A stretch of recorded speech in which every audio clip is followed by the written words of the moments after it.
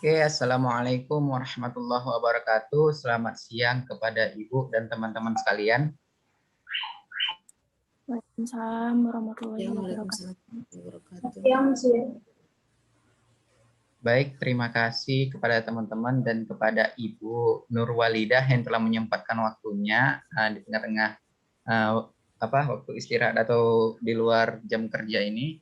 Di sini kami Bu ingin mewawancari Ibu terkait implementasi POAC atau planning, organizing, evaluating dan controlling untuk memenuhi tugas kami di mata kuliah manajemen BK di sekolah. Oke Bu,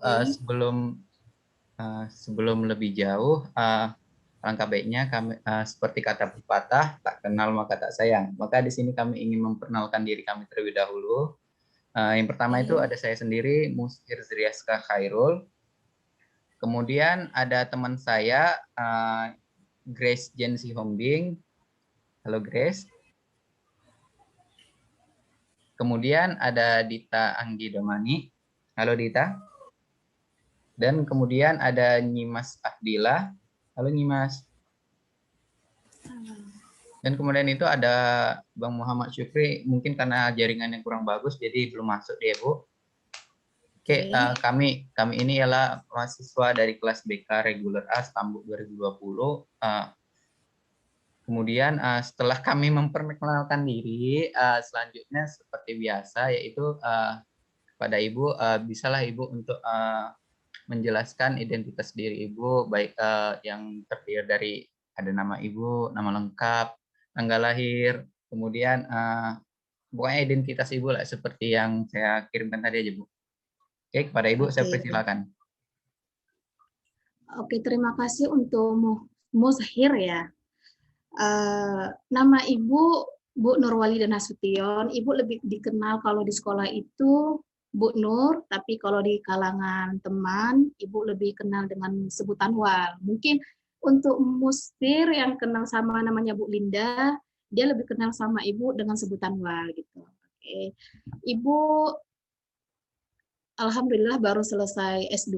Untuk kalian yang baru S1, jangan sampai S1 aja pendidikannya, kalau bisa lebih lanjut lagi. Karena tahu kan negara kita S1 tidak bisa lagi dipakai apa-apa gitu. Nah, untuk tempat tanggal lahir, Ibu lahirnya di Bali, bertepatan di Denpasar. Ibu kelahiran 10 Juni 1996. Asal kampung Ibu, kalau ada yang tahu, Ibu asalnya Mandailing Natal. Batang Natal, tepatnya di Batang Natal. Untuk kerja, Ibu baru kerja di SMK itu dari tahun 2018. Berarti Ibu selesai S1 2017, rezeki masuk di 2018 kerja, nyambung sekalian untuk S2, dan Alhamdulillah sampai sekarang masih bertahan. Itu aja. Oke. Kalau boleh tahu Bu, itu sekolahnya di mana ya Bu? Sekolah Ibu kerja itu di, ini anak Unimed kan, SMK Negeri 1 Percut Setuhan itu tepatnya di Jalan Kolam, tetanggaan sama Unimed sama Universitas Medan Area. Oh iya Bu, saya tahu Bu. Oke, terima kasih. Kita udah saling mengenal. Yang tadi kita udah memperkenalkan diri kita masing-masing. Untuk mempersingkat waktu, langsung saja ya Bu, kita masuk ke sesi wawancara kita pada hari ini ya Bu. Iya. Oke, adapun topik kita pada hari ini yaitu tentang implementasi POAC. Di sini kami ada membuka beberapa sesi Bu. Yang pertama itu nanti ada yang bertanya tentang planningnya atau P-nya itu, kemudian ada tentang organizing-nya, kemudian ada evaluating, dan yang terakhir itu ada pengawasan Bu atau controlling.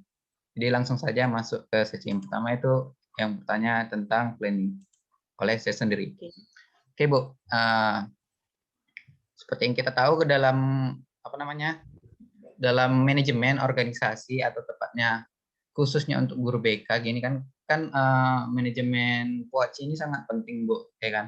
Jadi yang ingin saya tanya, tanyakan kepada Ibu sebelum masuk ke topiknya itu, di Ya. sekolah Ibu ini, tepatnya di sekolah SMK Negeri 1 Percut Cetuan, guru BK di SMK itu ada berapa ya Bu kira-kira? Guru BK di SMK itu ada 12 orang. Ya, kami banyak. Karena siswa di SMK itu 1.320 sekian. Saya Wow. nggak sebut ujungnya. Yang ASN ada 7 orang, selebihnya kami non-ASN. Oke Bu, terima kasih. Kemudian Bu, di sekolah SMK Negeri 1 Percut Setuan ini apakah ada program BK yang dilakukan? Kemudian jika ada Bu, apa saja sih contoh program yang telah dilaksanakan aja Bu? Di sekolah yang namanya sekolah pasti ada programnya ya. Kalau di SMK ada namanya POPBK. POPBK ini terdiri dari program tahunan, layanan, semesteran, harian, seperti program lainnya. Tapi kalau kita di sekolah itu dia dalam satu semua gitu, bukan per orang gitu. Ada per orang, cuman dia lebih ada nih koordinatornya kan. Nah, kita mengikuti dari sistemnya koordinator gitu. Tapi program ini memang disebutkan POPBK. Di mana-mana sekarang program itu sudah mengikuti yang namanya POPBK itu K13 gitu ya. Oke, baik Bu. Berarti banyak ya Bu program di sekolah apa SMK Negeri 1 Percut Setuan ini. Baik itu Banyak program. apalagi di SMK itu kan udah sekolah menengah kejuruan, dia lebih menuju ke karir gitu, bukan seperti SMA menengah ke atas. Oke Bu, kemudian pertanyaan selanjutnya, apa saja sih Bu dalam program yang telah dilaksanakan tadi, pasti kan ada namanya perencanaan Bu atau planning kan? Apa saja sih Bu perencanaan atau planning dari layanan BK atau bagaimana perencanaan layanan BK yang ada di sekolah ini Bu? Perencanaan di sekolah itu menurut saya cukup baik ya, matang ya, karena kan dalam satu semester kami melakukan evaluasi atau evaluasi kerja kami per semester, udah sampai manakah program itu tercapai. Nah, misalnya ini program harian contohnya itu dalam absensi anak-anak gitu. Kita sudah sampai mana program itu kita laksanakan, adakah kendala? Itu biasanya kami sebagai guru BK melakukan evaluasi itu sesama koordinator BK gitu, tidak melibatkan instansi lainnya. Oke Ya. Bu, berarti perencanaannya itu dimulai dari seperti apa gitu Bu? Maksudnya gimana nih, Bang? Yang untuk program layanan BK ini Bu, dimulai seperti Oh, dari program layanan. Nah, ini. ini seperti yang biasa saya lakukan ya. Kalau di kelas 1 kita melakukan layanan informasi, perencanaan layanan informasi, di mana siswa harus mengenal apa sih tentang SMK. SMK kita itu kan termasuk sekolah Wiyata Mandala. Jadi mereka harus tahu informasi sekolah tentang SMK. Kedua tentang peraturan-peraturan, itu informasinya. Kalau kita masuk ke layanan karir nih, untuk kelas 3 yang baru selesai, itu saya lakukan di kelas 3, mereka menanyakan tentang layanan karir gimana sih selanjutnya. Mereka yang berkecimpung di dunia jurusan mesin, tiba-tiba ngambil jurusan bimbingan konseling setelah di SMK kan itu mungkin terlalu jauh. Mereka itu menanyakan seperti apa sih ke depannya, Bu? Seperti apa sih perencanaan kami untuk melangkah selanjutnya. Itu kalau untuk di layanan karir. Kalau untuk layanan apa ya di sini ya? Layanan konseling per orang, mungkin ini terlibat dia lebih individu. Oke Bu, setelah Ibu jelaskan bagian apa tadi perencanaan programnya ini, biasanya nih Bu, sejauh mana perencanaan program layanan BK ini dan berapa lama sih perencanaan itu biasanya berlangsung atau kapan sih program itu dilaksanakan gitu Bu? Program itu dilaksanakan, kita ini kan ada program harian ya. kita laksanakannya sesuai dengan program yang kita buat di POPBK-nya gitu. Ada yang harian kita laksanakan, ada yang mingguan. Mungkin yang harian itu yang saya bilang seperti absensi. Kalau dia semesteran, mungkin kita kalau di mingguan nih saya bilang mingguan, mungkin seperti masalah-masalah siswa yang biasanya kita harus melaksanakan layanan segera dalam 1 minggu itu. Kalau enggak akan terjadi dampak yang selanjutnya seperti itu. Kalau untuk di layanan bulanan gitu, itu lebih ke nilai karena kan setiap bulan itu ada anak-anak melakukan ujian. Ada sebagian anak nih kita tidak mengikuti ujian. Apa sih langkah selanjutnya kami dari guru BK? Nah, itu program yang kami lakukan. Ibu, berarti lumayan banyak program BK yang akan dilakukan gitu, Bu. Baik dari yang perorangan tadi atau layanan yang harian dilakukan ya kan, Bu. Oke, selanjutnya Bu, ini kan sudah kita bahas tentang planning atau perencanaan, Bu. Selanjutnya pertanyaan-pertanyaan selanjutnya akan dilanjutkan oleh teman saya. Pada teman saya persilakan. Oke, baik. Terima kasih kepada Musir yang sudah menyampaikan pertanyaannya tadi. Dan di sini saya perkenalkan diri saya dulu. Nama saya Grace Jane. Jadi sini saya ingin bertanya kepada Ibu di bagian pengorganisasian ataupun activity. Nah, dalam sekolah yang Ibu naungi sekarang, itu kan, dalam manajemennya di sekolah itu, siapa saja yang berperan aktif dalam pengorganisasian BK atau pembimbingan dan konseling tersebut, dan apa tugas-tugas dari masing-masing setiap orang tersebut? Kalau di sekolah itu yang berperan aktif yang jadi tim leader ya namanya ya, itu ada pertama guru BK, wali kelas, koordinator BK, sama kesiswaan. Nah, kalau misalnya dalam ada masalah siswa, dalam bidang akademik itu akan menyangkutkan ke bidang kurikulum.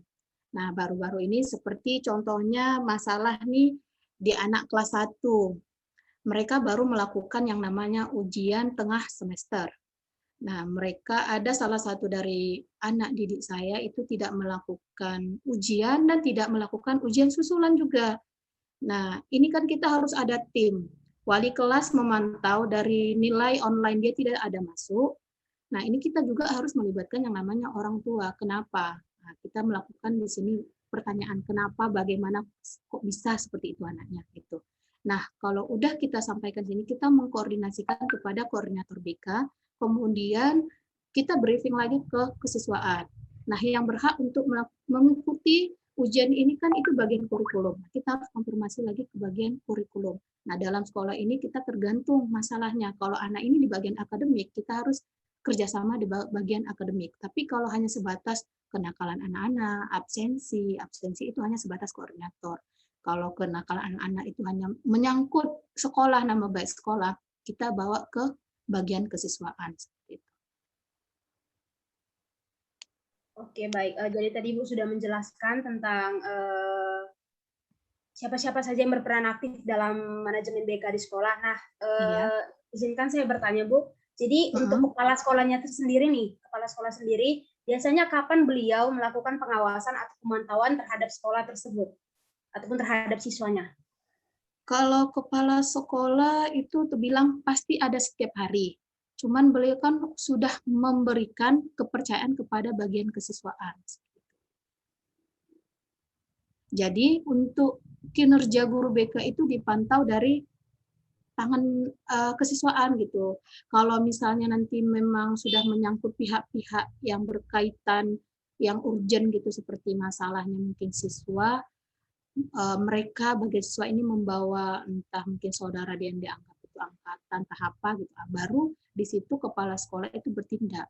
Tapi untuk masalah-masalah kecil kami guru BK sama kesiswaan bisa menghandle-nya, insya Allah.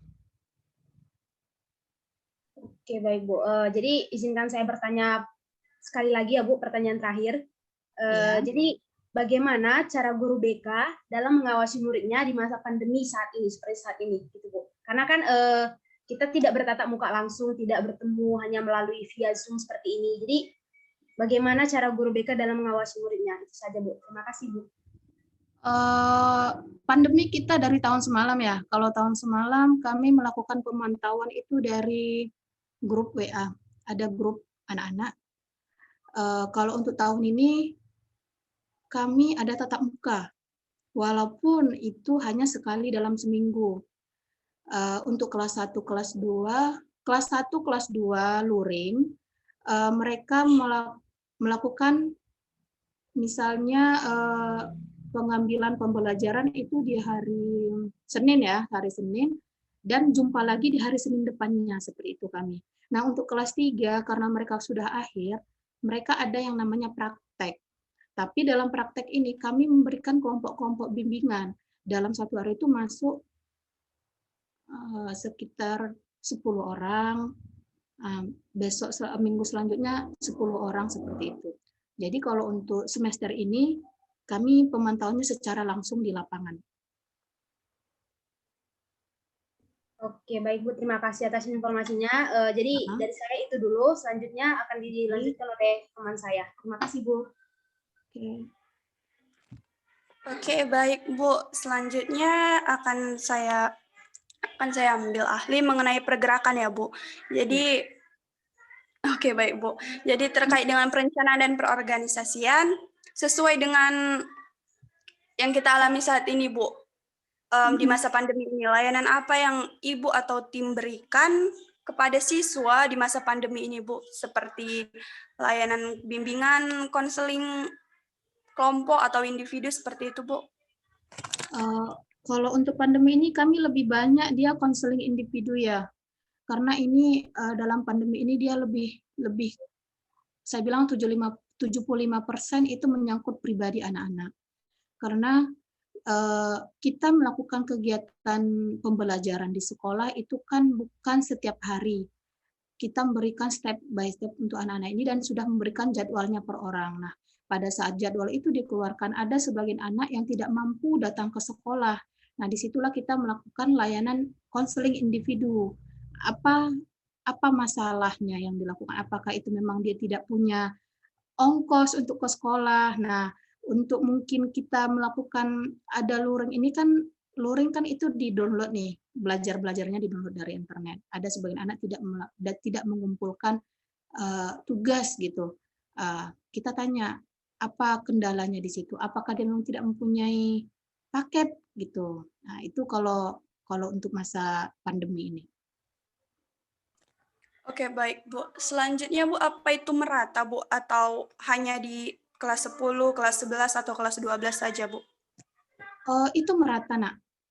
Tergantung masalah individu ya. Macam saya megang, kami dari 12 guru BK, kami megang satu dari 12 guru BK itu megang satu jurusan. Jurusan di SMK itu ada 14 jurusan. Jadi kami seperti saya itu megang satu jurusan, itu teknik jaringan listrik yang namanya. Nah, untuk masalah yang seperti ini, kelas 1, kelas 2, kelas 3, itu pasti ada. Dan kita tidak membedakan kelas 1, kelas 2, kelas 3. Kita melakukan pelaksanaan layanan sama kelas 1 sama kelas 2, kelas 3. Tapi kita lebih aktif di kelas 3-nya, dikarenakan di kelas 3 ini menyangkut nilai dan nilai kelulusan. Oke, baik Bu. Jadi tadi merata ya Bu? Jadi iya, merata. Oke Bu.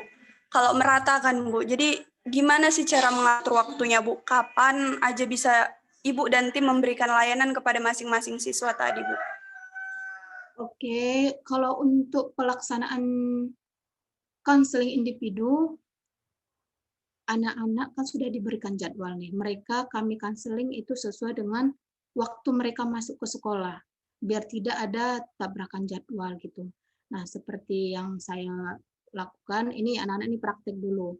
Nanti setelah praktek datang ya ke ruangan BK. Seperti itu. Itu tiap minggu Bu? Atau misalnya seminggu sekali atau sebulan sekali Bu? Itu tergantung masalah dari anak-anak ini. Bisa jadi minggu ini tidak ada masalah seperti itu. Minggu depan bisa jadi full, itu semua ada. Setiap hari ada gitu. Bisa jadi dalam satu hari itu menangani anak itu mau 5 orang gitu. Tiba-tiba besok nggak ada lagi. Besoknya lagi ada 6 gitu. Namanya kenakalan remaja ya. Iya Bu, oke baik. Makasih Bu, sekian dari saya. Selanjutnya teman saya. Oke, terima kasih Dita. Jadi Saya sebelumnya memperkenalkan diri, nama saya Nyimas Afdila. Di sini saya akan bertanya tentang pengawasan. Jadi Bu, adakah pengawasan BK di sekolah Ibu? Jika ada, kapan pengawasan itu dilakukan? Di sekolah ada pengawasan, itu dilakukan setiap semester. Namanya pengawas ya, datangnya secara diam-diam dan secara tiba-tiba. Nah, kadang dia datang sekali semester, kadang per 3 bulan. Jadi kita nggak bisa tentukan dia kapan mau datangnya gitu kalau di sekolah. Tapi yang saya ketahui itu per semester datangnya, karena untuk mengevaluasi kembali program-program yang dijalankan oleh guru di SMK. Apa itu dilakukan secara semuanya itu rata gitu Bu, dari kelas 1 itu seminggu kan tidak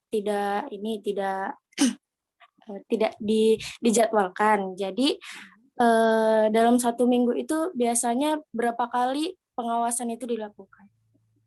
Kalau di sekolah kita itu pengawasannya itu langsung yang namanya ke ketua, ke timnya, macam di LBK itu pengawasan ke bagian kesiswaan atau bagian koordinator BK, karena ada lagi di bagian kurikulum, ada lagi di bagian bagian bengkel gitu. Jadi pengawas ini enggak semuanya harus berkecimpung ke guru-guru mata pelajaran, enggak. Dia menjumpai di bagian ketua-ketuanya saja. Jadi Bu, selanjutnya setelah melakukan perencanaan program, lalu pengorganisasian, selanjutnya apa yang Ibu lakukan terkait untuk masalah membantu siswa? Untuk masalah pembantuan siswa kita setelah kita awasi, baiknya kita bimbing ya. Kita bimbing anak ini dan melaksanakan gimana sih udah sampai mana kita membimbing anak ini udah baik atau enggak gitu. Kalau dari program yang kita buat, yang kita laksanakan, berhasil nggak program ini kita laksanakan? Sejauh mana keberhasilan kita dalam melaksanakan program, baik program tahunan, harian, mingguan, seperti itu. Dan biasanya program ini ada terus pembinaan per siswa bagi guru BK-nya masing-masing. Jadi pertanyaan terakhir dari saya terkait dengan perencanaan, pengorganisasian, pergerakan yang sudah dilakukan maupun belum dilakukan, bagaimana pengawasan yang dilakukan oleh pengawas di sekolah Ibu guna membantu atau memantau kelancaran jalannya pelaksanaan program layanan bimbingan konseling? Pengawasan BK dilaksanakan, ini yang pertanyaan terakhir ya? Iya, Bu. Coba ulang, Kak. Jadi terkait dengan perencanaan, pengorganisasian, pergerakan yang sudah dilakukan maupun belum dilakukan, bagaimana contoh pengawasan yang dilakukan oleh pengawas BK guna memantau kelancaran jalannya pelaksanaan program layanan bimbingan konseling di sekolah Ibu?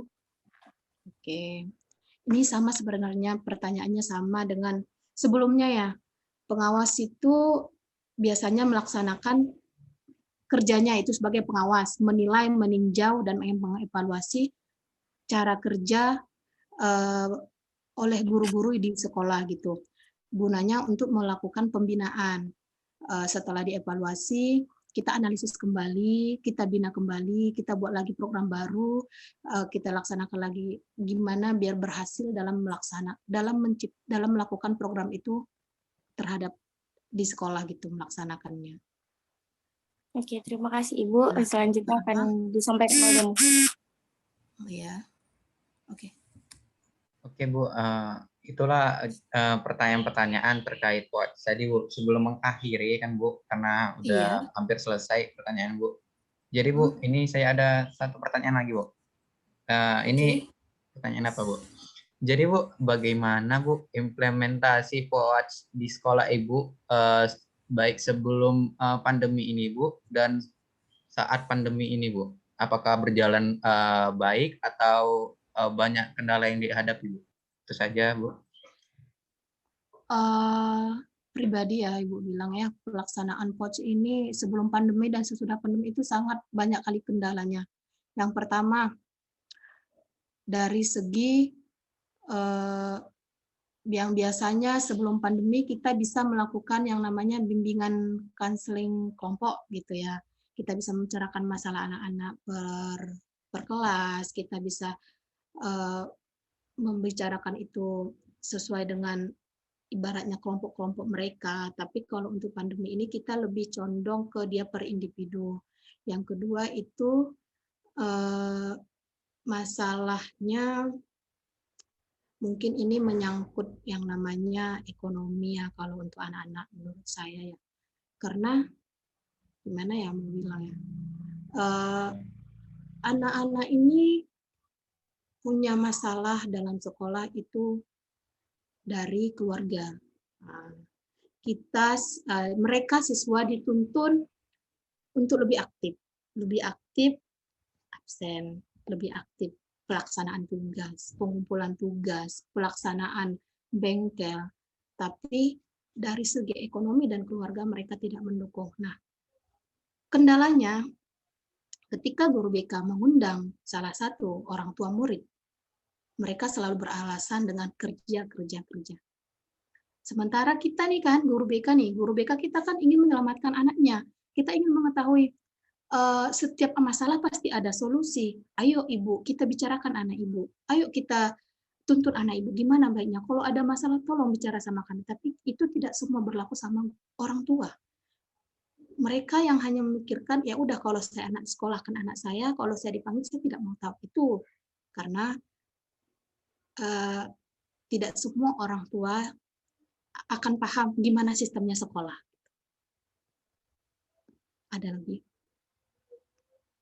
Oke Bu, jadi dapat saya simpulkan Bu, bahwasannya pengimplementasian POAJ ini masa pandemi ini Bu, banyak sih kendalanya, banyak baik sebelum pandemi ataupun sudah pas saat pandemi ini, karena kan contohnya aja lah yang kayak di pandemi ini. Sekolah Ibu SMK kan Bu? SMK kan Bu? Saya juga dulu SMK, jadi saya tahu kok kalau bahwasannya kalau misalnya SMK ini perlu banyaknya praktiknya itu apalagi di sekolah Ibu itu kan ada banyak jurusannya. Saya aja yang di sekolah saya cuman ada 4 jurusan, sudah ribet kalau misalnya nggak praktik gitu ya kan Bu. Dan bisa dibilang Bu, kalau misalnya setahu saya Bu, itu kan mulai dari kelas 2 sampai kelas 3 itu banyak pelajaran praktik gitu ya kan Bu? Iya, PKL ya, lebih tepatnya di PKL.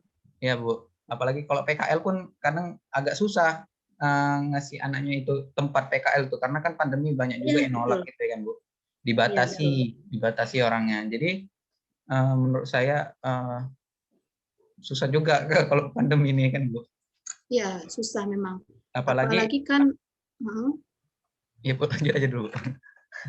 Apalagi kan seperti jurusan yang saya pegang nih anak-anak nih listrik nih kan, biasanya yang buka terima di Telkom, terima di ini. Karena masa pandemi mereka batasi, malah mereka tidak menerima anak-anak PKL gitu. Jadi dampaknya kan sama anak-anak.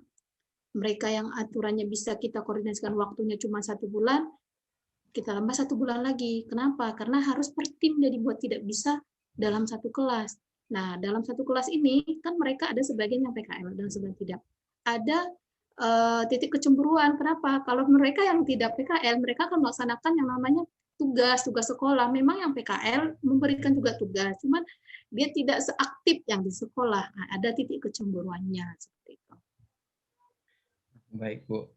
Jadi sudah selesai kita Bu di bagian POAJ ini, dan bagian implementasinya pun sudah kita diskusikan Bu.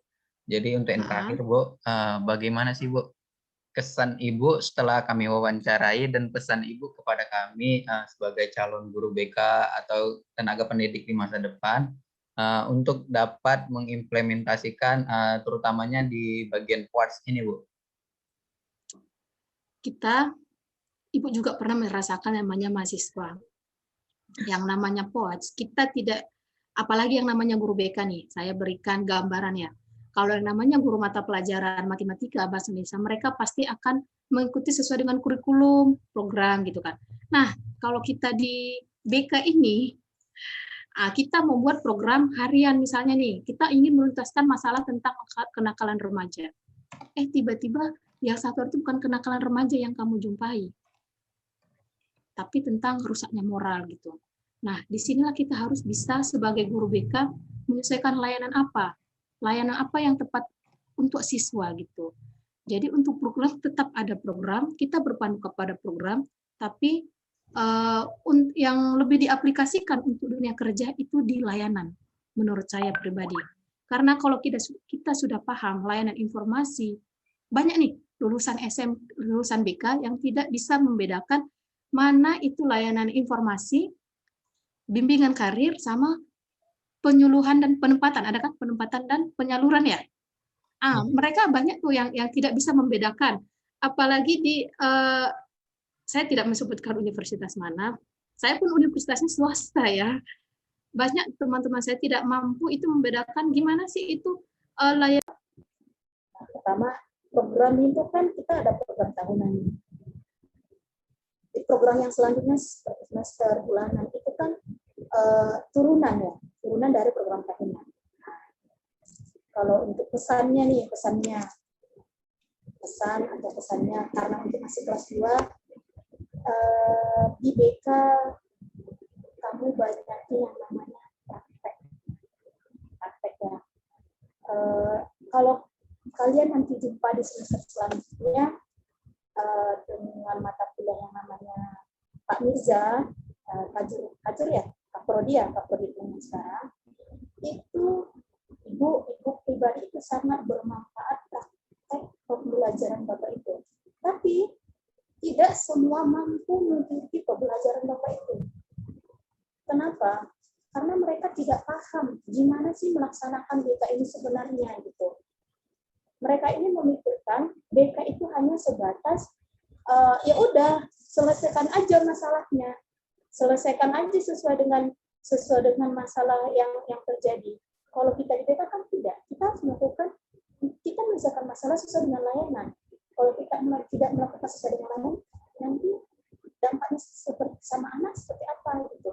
Nah, kita harus bisa membaca yang namanya masalah.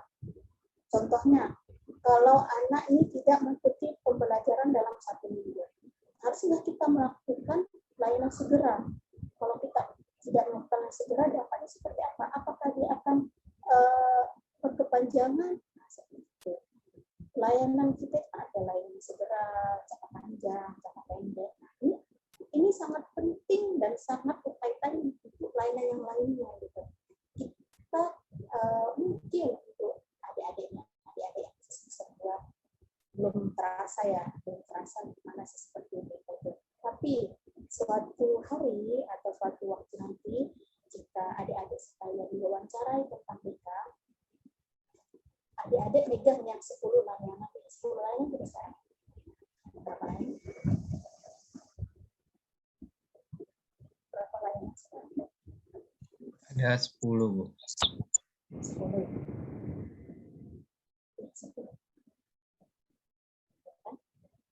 Kita pegang aja 10 ini, kita bakalan paham gimana dalam penyelesaian masalah. Untuk pesannya, dibilang bila kamu baca masalah dan situasi. Nah, jangan suka menyimpulkan masalah siswa atau masalah klien kita itu dengan prinsip kita sendiri. Kenapa? Karena kita dalam menyelesaikan masalah kita harus butuh bukti-bukti dan administrasi yang membantu untuk penyelesaian masalah. Kita tidak bisa bermain dengan mindset kita sendiri. Kita harus butuh bantuan lingkungan klien kita.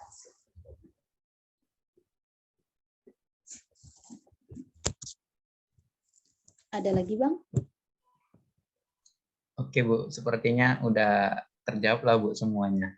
Dan ini udah masuk sesi sharing lah itu yang tadi kesan-kesan itu. Jadi untuk mengakhiri atau untuk apa, kami ingin mengucapkan terima kasih banyak kepada Ibu yang telah membantu kami untuk menyelesaikan tugas kami ini, yaitu untuk menyelesaikan tugas mata kuliah manajemen BK, di mana kami disuruh untuk mengobservasi guru BK, kegiatan guru BK.